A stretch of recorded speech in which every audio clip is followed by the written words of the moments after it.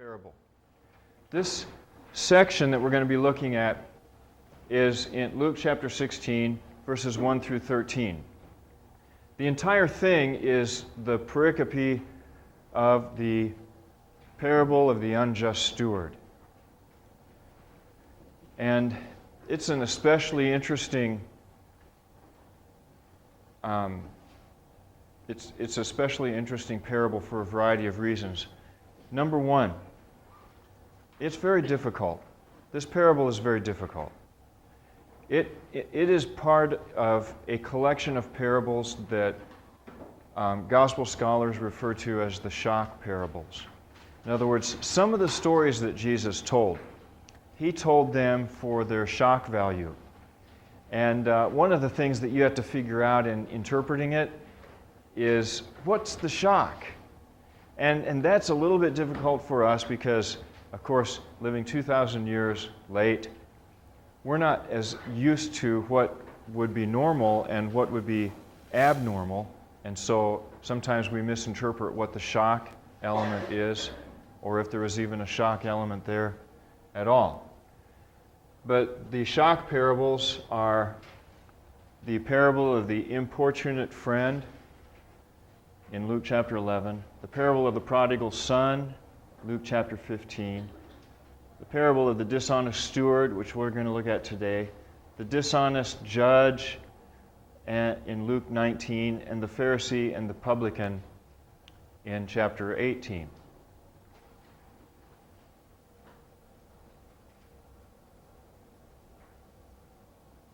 That's one of the reasons that it's difficult. The question has been raised as to whether this is even a parable, a story that Jesus made up, or whether this was actually something that Jesus observed, a life story examined. Maybe he saw this happening and he's commenting on it to his disciples.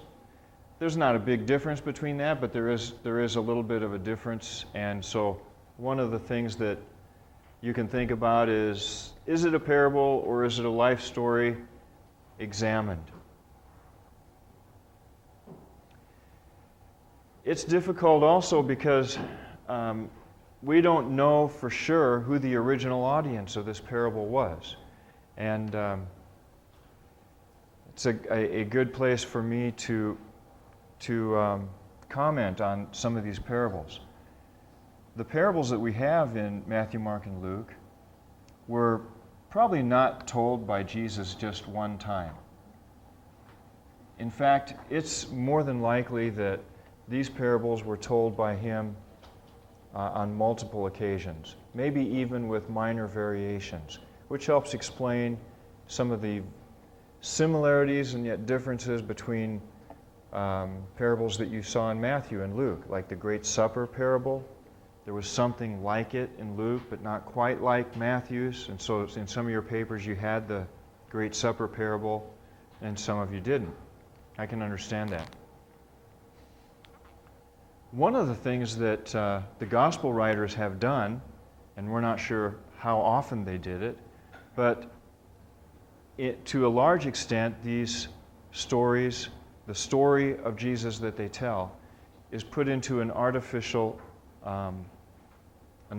narrative. In other words, a lot of the particularities of the context in which these things happened are very vague at best and sometimes lost completely to us because they had to move so quickly through these things. And so, for example, I know some gospel scholars who would comment critically on what I did in the last class period when I told you that the three parables in Luke, the parable of the lost coin, the lost sheep, and the lost son, were a trio of parables that were told, and the audience that they were told to were the Pharisees, or a group of people who were criticizing, Buenos tardes, were a group of people that Jesus was talking to who were criticizing his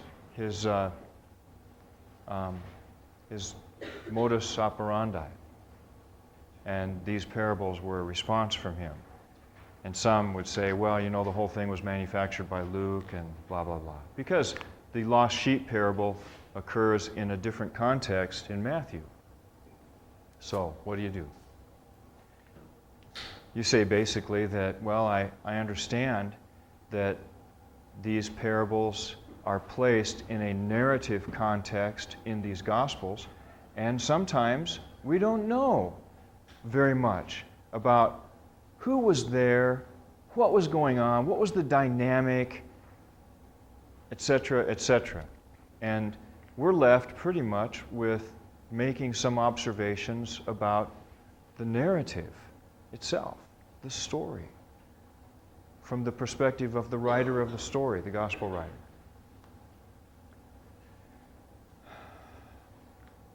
This is an especially good parable to talk about this subject because I think I can tell you who the original audience of this parable was, and it isn't the people that were hearing it in Luke's gospel.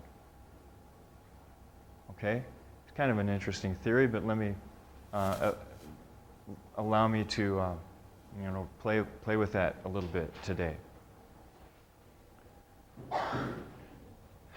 Here's another thing, and this is what I want you guys to work with for a little bit on your own. This parable apparently has multiple conclusions.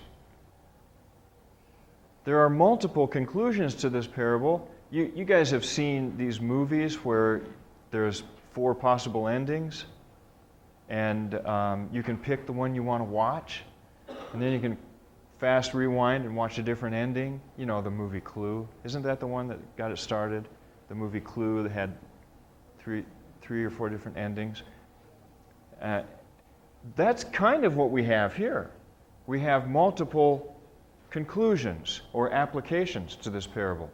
And I want to point those out to you because a lot of the confusion about this parable is a fair assumption that we make that there's one conclusion to this parable. And so we read the multiple conclusions and everything gets fuzzy. I mean, is he saying this or this or this? And how does this relate to this? And so these multiple conclusions can add to the difficulty of reading this parable. And I want to help you sort it out today. Interestingly enough, we have both positive and negative conclusions. So you would expect Jesus to only make either positive or negative. And so when you see both positive and negative, it kind of throws you for a spin. In fact, one of the conclusions isn't even from Jesus. It's from the writer of the gospel. So we have that to deal with also. One of the problems with the parable is figuring out exactly where the parable ends. Does it end at the end of verse 7? Does it include verse 8a, first part? Does it include the second part of verse 8? Where does it end? You got to decide. I mean, if you're going to interpret this parable, you've got to tell when it begins and when it ends so that you know what you're dealing with. That's one of the problems.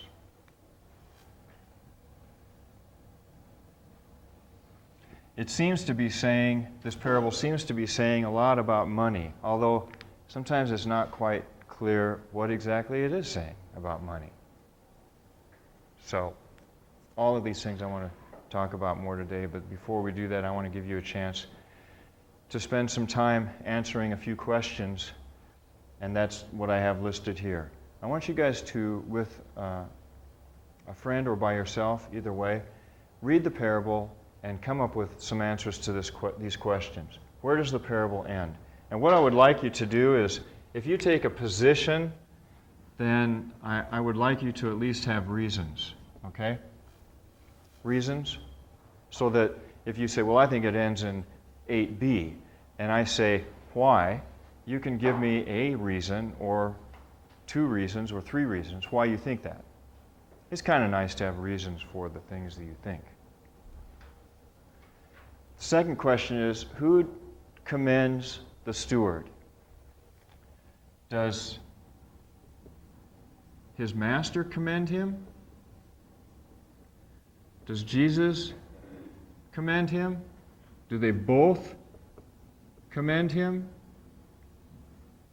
And if they both commend him, do they both commend him for the same reason? I told you it was going to be a little complicated, but it's a lot of fun. This parable is a lot of fun.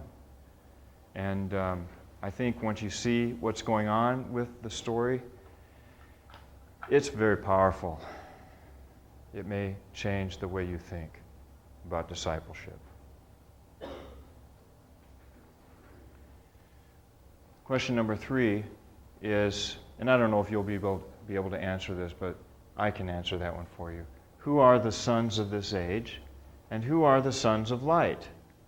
Because this is the only place in the Gospels where these phrases occur. Who are these people?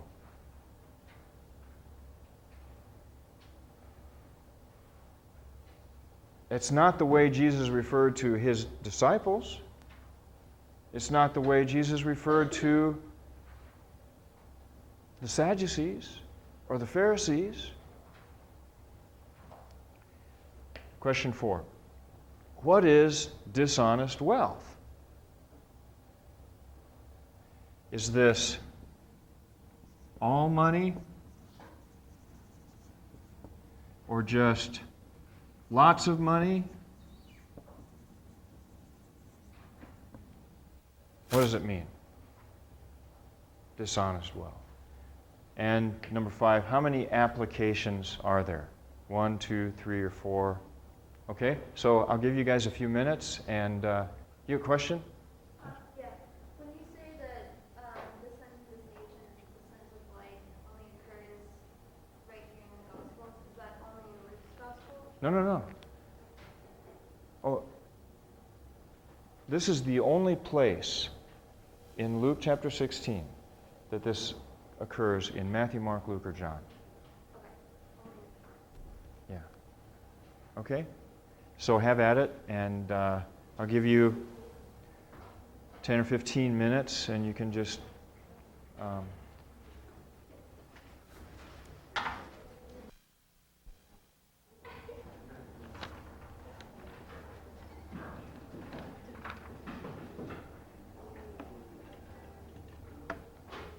let me read it first.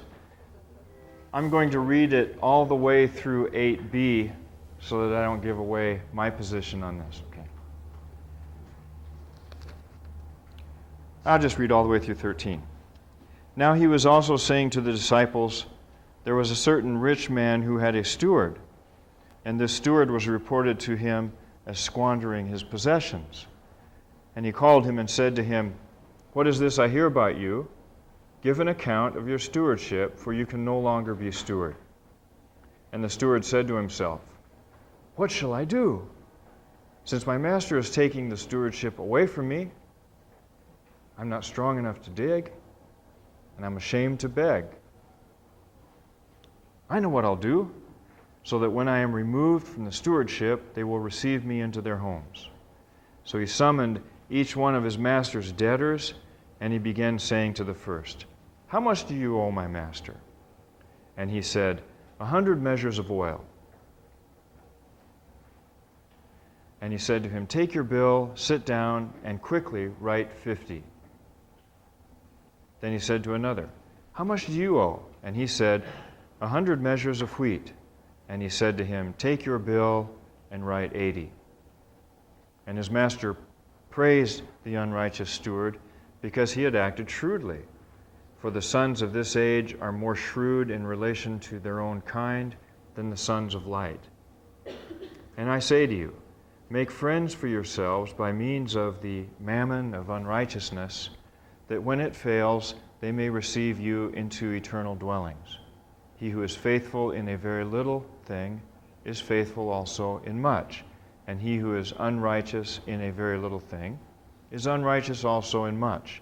If therefore you have not been faithful in the use of unrighteous mammon, who will entrust true riches to you? And if you have not been faithful in the use of that which is another's, who will give you that which is your own?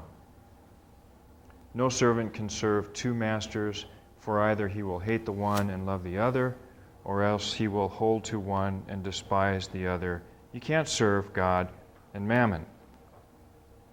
So what happens is there's a rich guy, rich landowner, that catches one of his managers, fleecing money off the top, and he calls him in, and in good apprentice fashion, he says, "You're fired."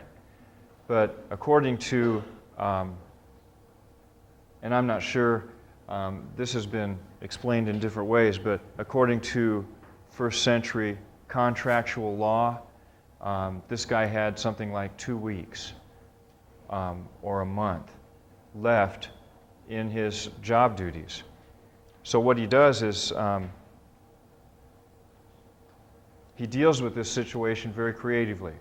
But first of all, it's horrendous news to him, because now he finds out he's going to be kicked out of his job. He's going to lose his job. He's going to lose his place of residence, and he immediately needs to figure out some plan for self-preservation. He excludes the possibility of digging ditches because, well, he just can't dig ditches. He excludes the possibility of begging, and so he comes up with a very brilliant plan to deal with his very critical situation.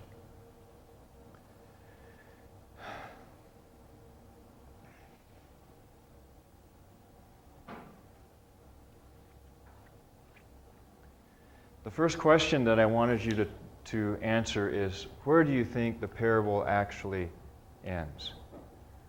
And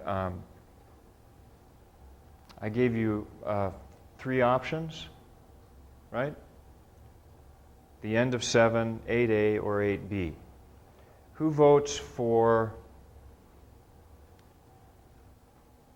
8b?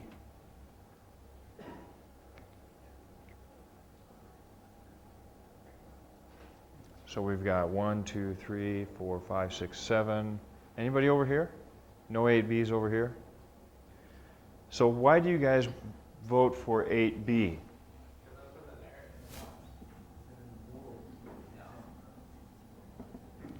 Narrative stops. And what begins? Morals begin. The moral begins. Okay. Is that it?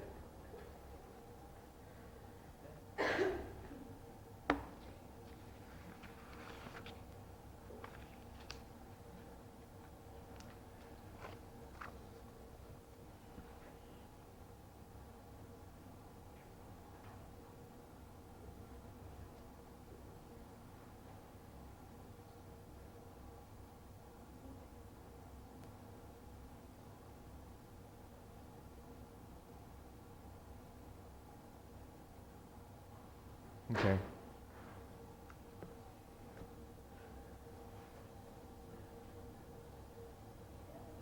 Who votes for 8A?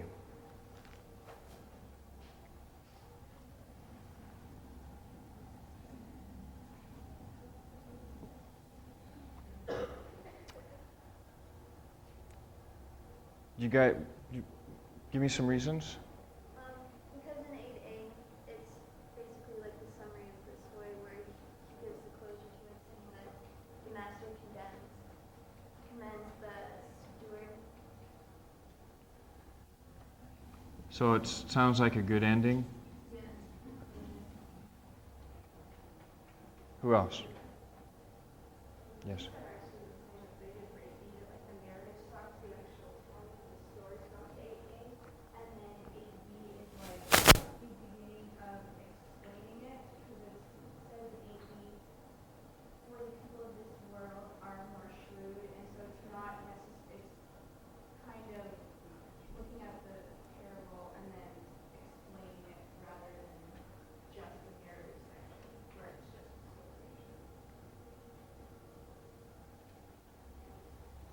So you give the same reason as them. You think the narrative stops at 8A, and what happens in 8B is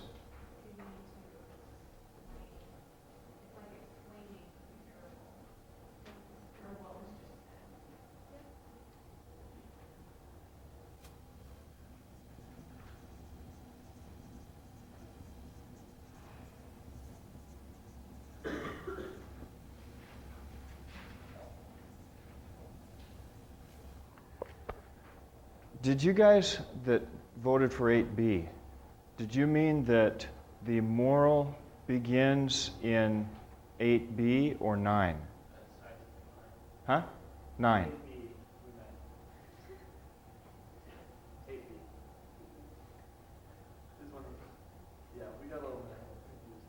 So are you voting for 8A?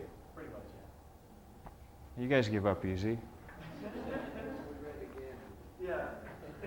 Oh, you read it again. Right after we said it, I was like, uh-oh.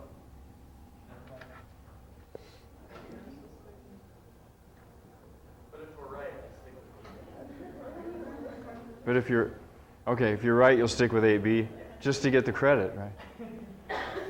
Okay.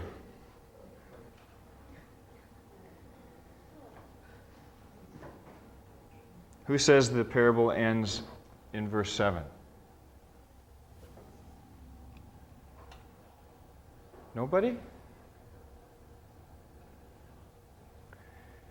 Tell me, the translations that you guys have in verse 8a, does your translation say his master praised and his master praised? How many, is that what yours read? What does yours read? The master condemned or commended. Master commended. Okay, so the master commended. Anyone else? Does anyone have anything other than that?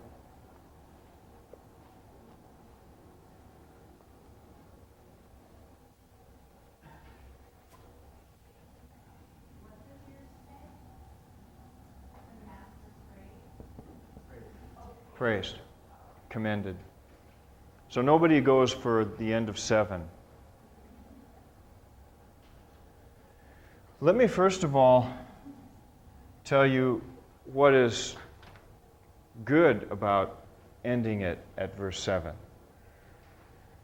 One of the problems with ending it at verse 7 is that verse 8a seems to say, "And his master praised the unrighteous steward because he acted wisely." It sounds like part of the story, right? But in the New American Standard Bible, it says, "his master." But actually, the word "his" isn't in Greek, and the word master is the Greek word kurios, or Lord. So it would be easy for me to translate verse 8 as, "And the Lord praised the unrighteous steward because he had acted shrewdly." Huh.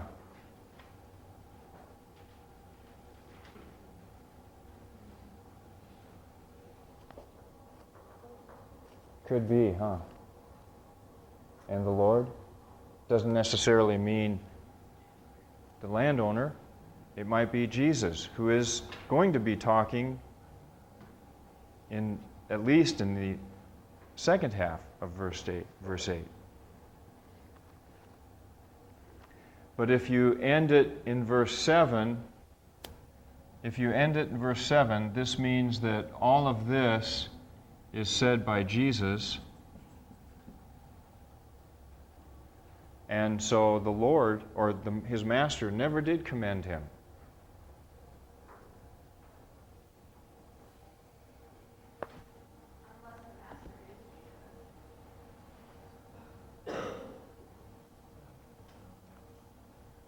Unless the master is Jesus? Oh yeah, I guess. But let's pretend that's not the case, that Jesus isn't the landowner.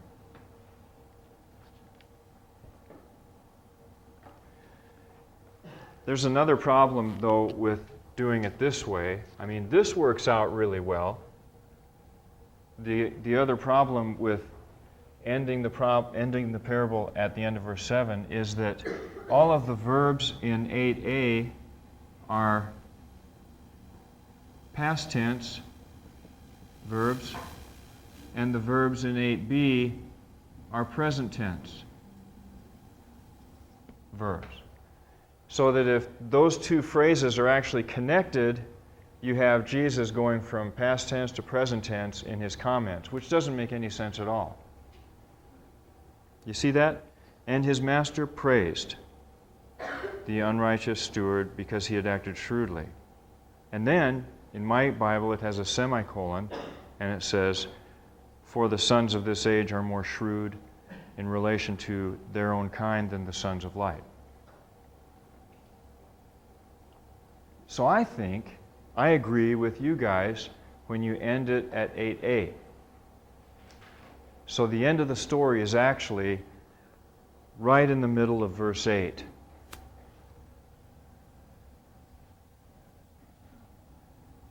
So in 8b, Jesus begins talking, but in 8a, it's the landowner.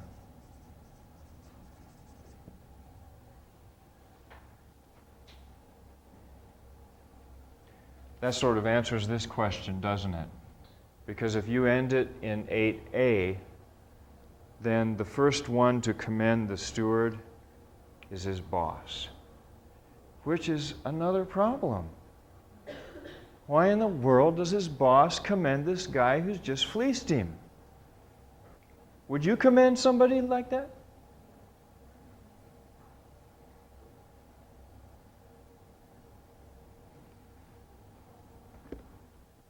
But it would seem like his master does commend him, and so does Jesus. Do you guys agree with that? When you answered this question, is that the conclusion you came to? That both Jesus and his boss commended him? Okay, then you tell me this then. If his boss commended him, why? Why did his boss commend this guy? Here is a crook. This guy is a lying, deceitful thief who has stolen his boss's money for who knows how long. And he fires the guy, and instead of begging for his job, the guy turns around and steals more.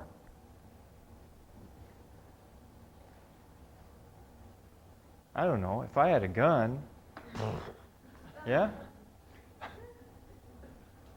No, take that off the tape. So this guy is not done really anything to merit commendation, has he? And yet there's commendation here. So why? Why does his master commend him? This is important. We've got to work through all of these steps so that we can get to the end and make sense of it all. So why does his master commend him? Aaron. Because he took advantage of an opportunity. Like he had the opportunity to get all these other people to like him, all the debtors. Like he had an opportunity to make a friend with them, and he took advantage of it. So it was a smart thing for him to do. He had an opportunity to do what? Like, he had the chance. It was just a business deal. Like he had a chance to make, like 2 or 3 friends with the debtors by cutting their debts in half. And so he did that. And so instead of being fired and having no friends, now he's got a couple friends with the debtors. You know, and Good. He still lost his job, but now he's got a couple buddies. So the guy might be, the guy might be dishonest and a crook, but he took care of business, didn't he? The business he took care of was me, myself, and I. Okay? He's looking out for number one, but he did do it. Pretty clever guy, as a matter of fact. And I like what you said. He was getting kicked out of his house, and so what he did is he went to these other people who had houses, and he reduced their debt so that they were indebted to him. It's kind of interesting. He wasn't stealing any more. Think about the way he did this.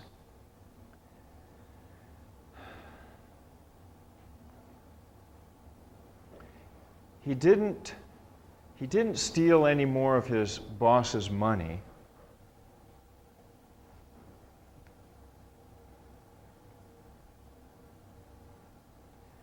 but he arranged for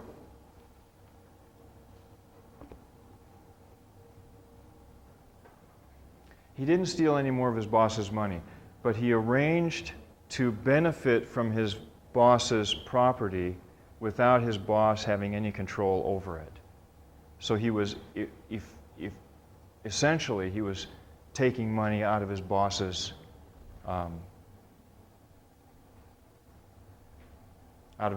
pocket. But he was doing it in a way that his boss couldn't do anything about it.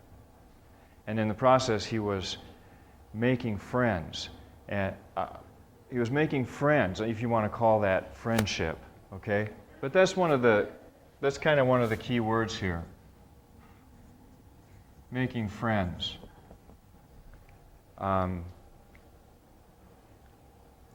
These people would be stupid to invite this guy into their house, but that's basically what he's guaranteeing. That when he gets kicked out of his boss's house, he'll have some place to go, and they'll open their house to him because they owe him. This whole thing, guys, this whole operation is based on an ancient ethical system that we've talked about before. It's called reciprocity.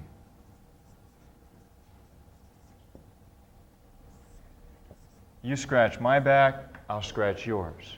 You do this for me, I'll do this for you. In fact, it isn't just sort of a deal, it's kind of a cultural contract. You do something for someone else, they owe you. And Jesus fights this ethic all over the place. We saw him fighting it in the sermon. We saw him fight it in, his parables about meals when he said, don't invite people who can pay you back. Invite people who can't. So this whole reciprocity thing is something Jesus didn't especially like. But that's what this guy is using. So his boss is saying, I hate this guy and I'm glad I'm rid of him, but you got to admit he's pretty clever. He worked the system. Didn't he? He was pretty good at working the system. Some of you guys are business majors, and you're pretty good at it too. And you know what? That's a good thing. It's a good thing. It's not so good when you do it like he does, for me, myself, and I. But if you do it for the kingdom, more power to you. Use all the savvy that you've got. In fact, isn't that what Jesus says in verse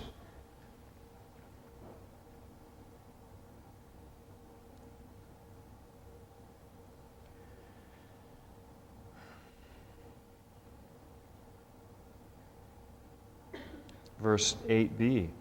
For the sons of this age are more shrewd in relation to their own kind than are the sons of light. I don't think Jesus has anything against being shrewd or clever. Let me put a couple passages on the board for you.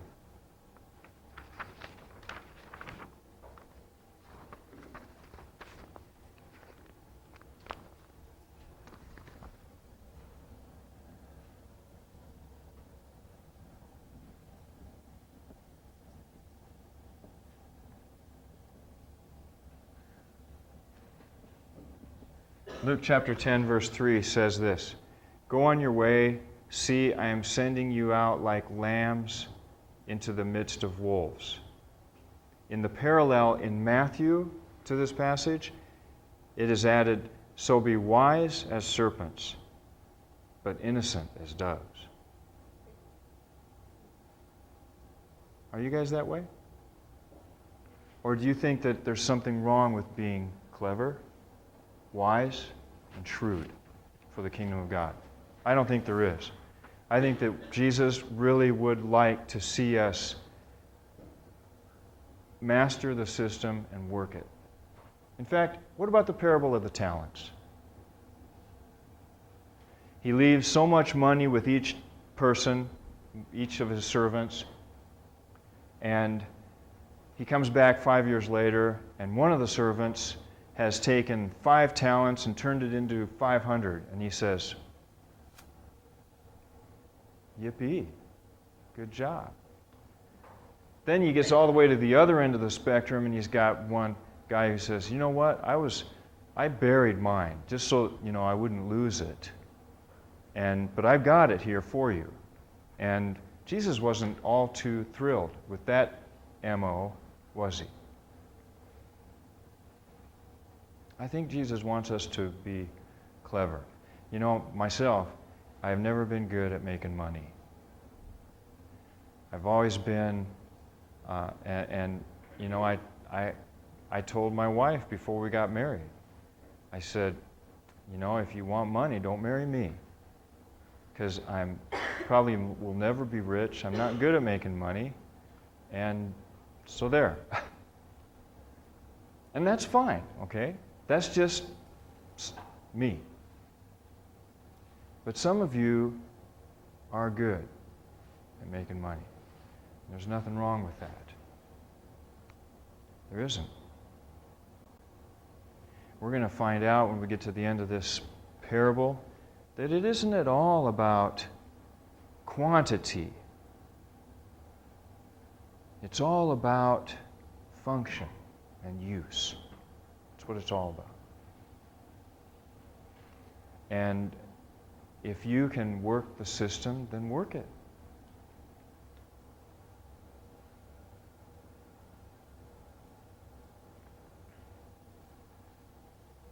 So his master commends the guy because he's clever. He just got fleeced, but he's got to admit, he got fleeced by the best, okay? And he's glad he's gone. I think it's pretty big of him to be able to do that. But then Jesus starts talking. Was there a question over here? Somebody had their hand up. Yeah, I was going to ask if, does the boss really commend him for being so business savvy, or did the steward have the debtors change their record? Because he tells them to, he asks them how much they owe, and then he asks them to sit down quickly and make it, because it says in verse 6, 100 jugs of oil, he said to him, take your bill, sit down quickly and make it 50. So did he have them change their records? Yeah, So the boss yeah. commends him Because for that being apparently was the sphere of authority that this steward had, Uh-huh. that he was in charge of all legal contracts, of bills and such, with the bookkeeping. And so that was entirely within his realm of job description. And so he went out and just changed the bills of people. So then the boss thinks that he does get paid back all of his money that he was indebted, correct?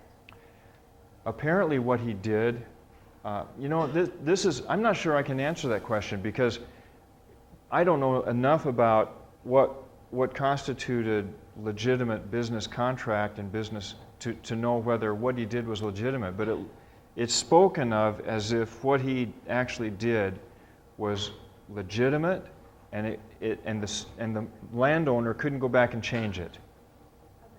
It was a deal made by his representative. And the only one that benefited from the deal was the dishonest steward. Clever guy. Glad he's gone. Okay? Good riddance.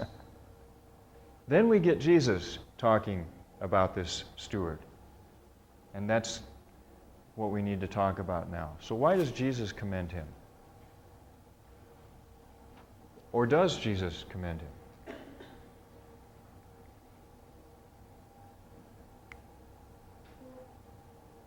Can I take a stab at it? Take a stab at it.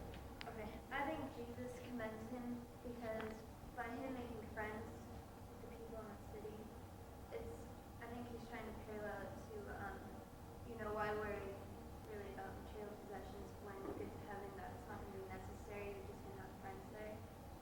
So maybe he commends him for, kind of thinking more of like his afterlife in the sense of the material world and the heavenly world.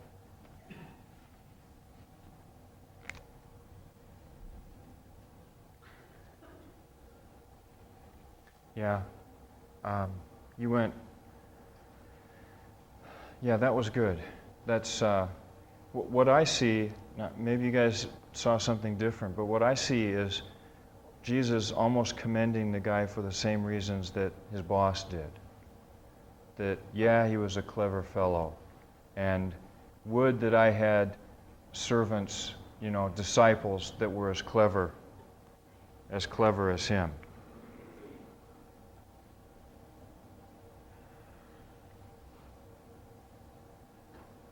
This guy bought friends, didn't he? He was clever. He secured a roof over his head.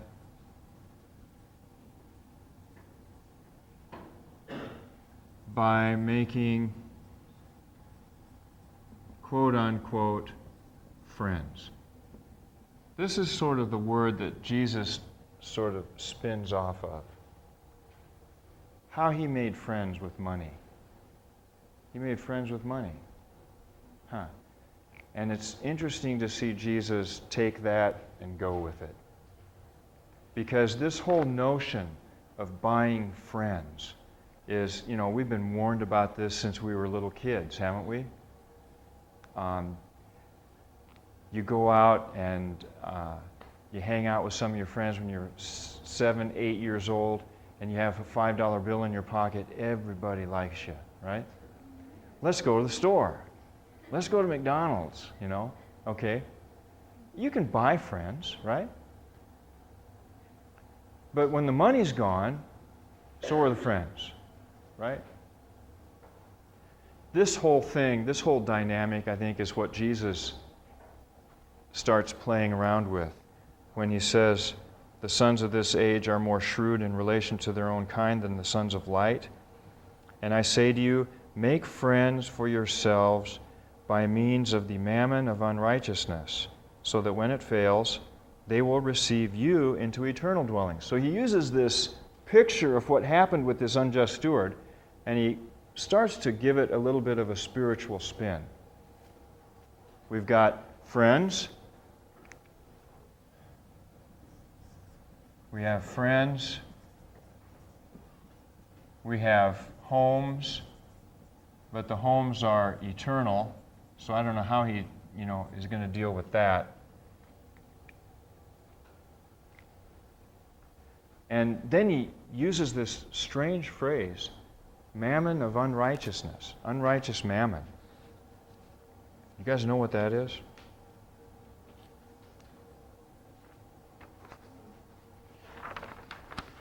Huh? The phrase confused gospel scholars for centuries, for millennia, as a matter of fact, because this reference to money as unrighteous mammon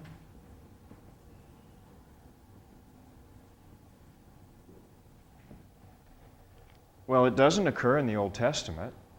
Money is never called that in the Old Testament. In fact, we couldn't even find that kind of a reference in any intertestamental Jewish literature. This reference to unrighteous mammon, this was strange. Who is Jesus talking to, and what's he talking about? It's the only place that it occurs. Here. And interestingly enough, not only is unrighteous mammon only referenced here, but so is this. Sons of light. Who's he talking to using this language, using these kinds of references? Well, we got a lot of questions answered in the middle part of the 20th century when we discovered the Dead Sea Scrolls, because we started reading the scrolls and we found money being referred to in the scrolls as unrighteous mammon. And we also found in the scrolls that the community at Qumran, the Essenes, referred to themselves as sons of light. Bingo, bingo. So what do you make of that? This is like, wow, this is interesting. I told you earlier in this course that Of the Jewish sects that existed in the first century, we find the Pharisees in the New Testament, we find the Sadducees in the New Testament, we find the Herodians, the Baptists, but the Essenes are never mentioned unless they're referenced here. Maybe Jesus is talking to a group of Essenes when he told this parable. Because there's something else that we learned about the Essenes from the scrolls.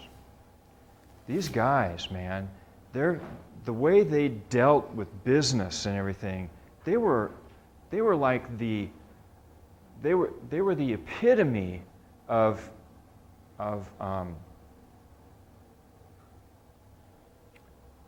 non-worldly people.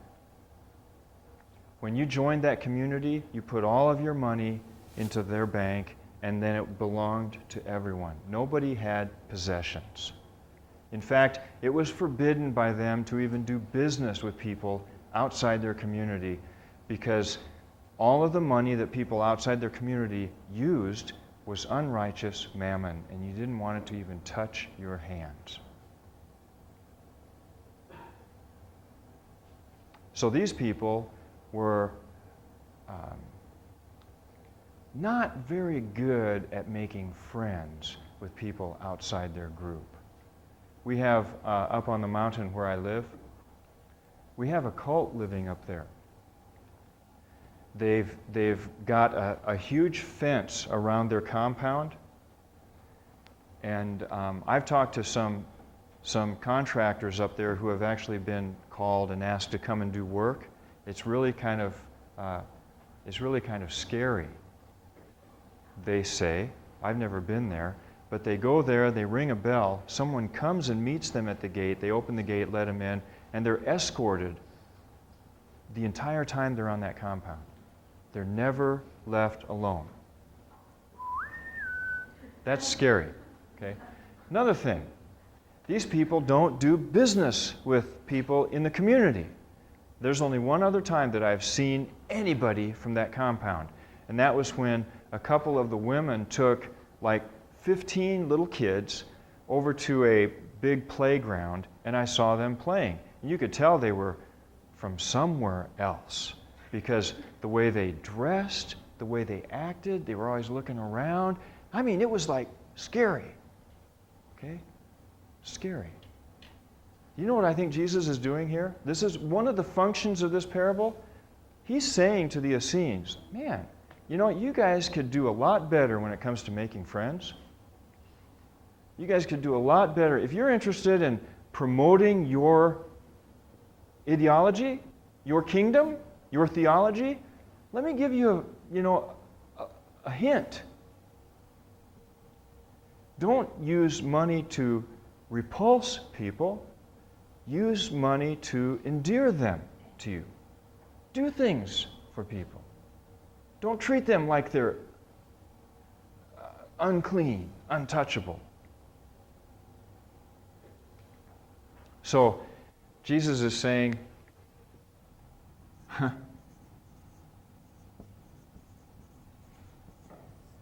buy friends. And it isn't that, we're looking as disciples of Jesus. It's not like we're looking for superficial relationships.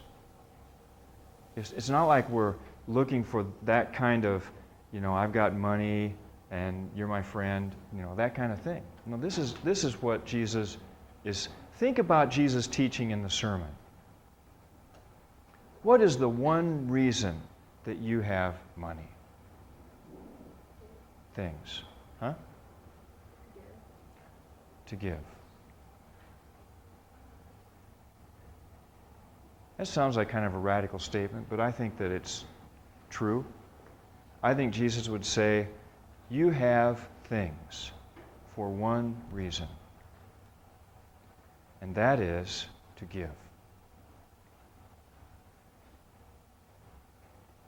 Because there's many, many people that need help.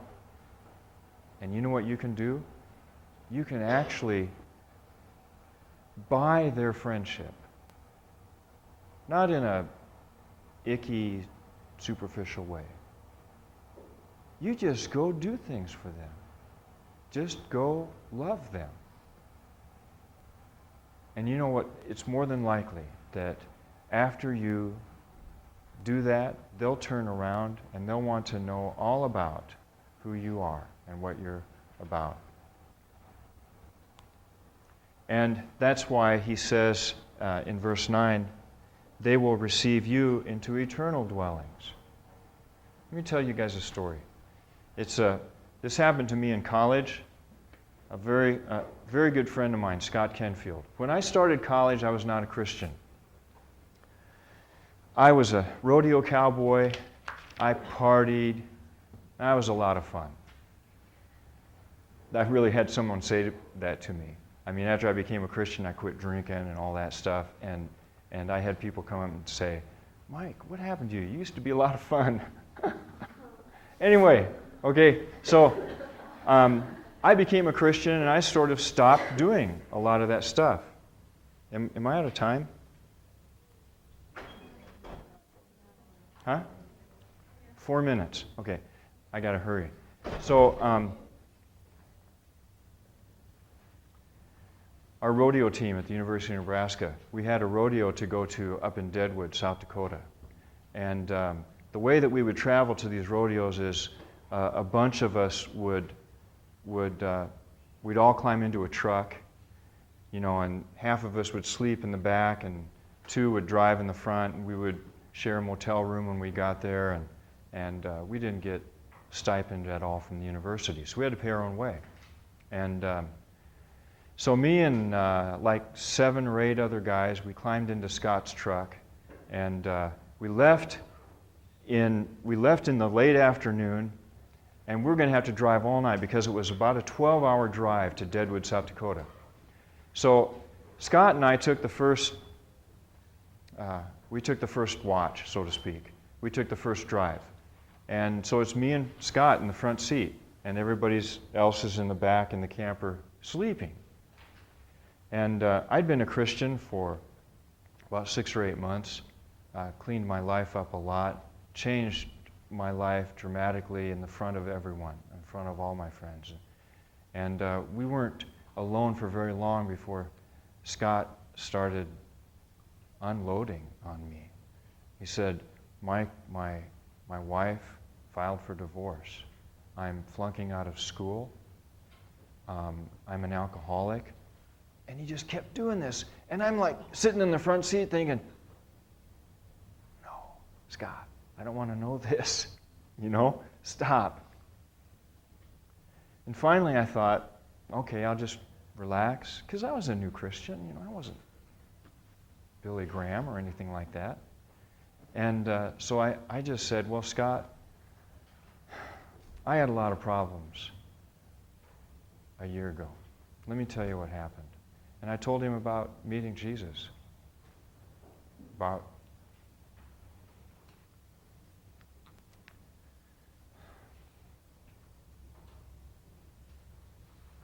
Well, I stumbled my way through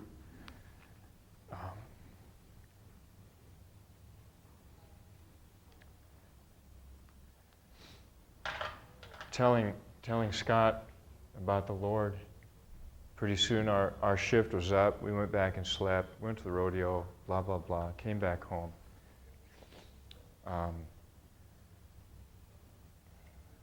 About 4 years later, after I had quit school and dropped out for 2 years, I came back.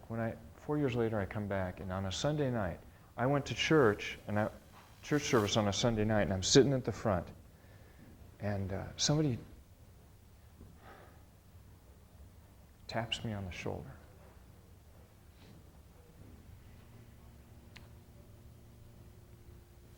And I'm sorry.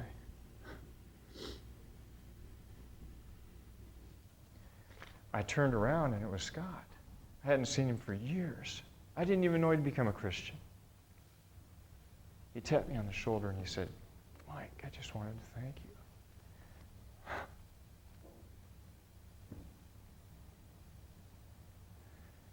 And he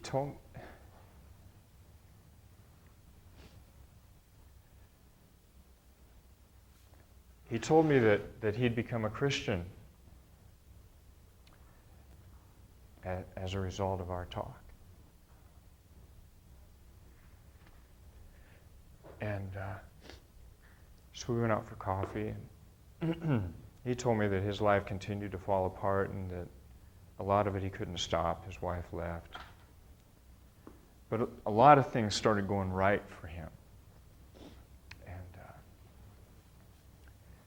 he was almost done with school. And he was going to be, he'd already got a job. He was going to be a wrangler at a dude ranch in Colorado, where little kids come.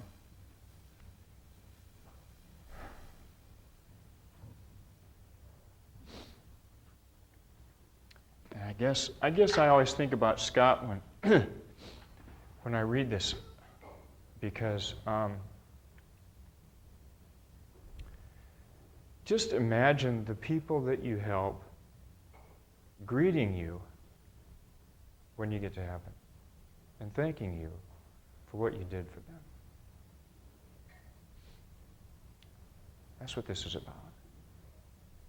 That's what buying friends is about. You use your money for people. Don't use people for money, okay? Use money for people. And everything else you've got, you use it for people, because people are more important than anything. And you will have a host of people waiting to greet you when you get to heaven. That's Jesus' point. And a lot of this other stuff, like, I'm out of time, aren't I? It's time to go.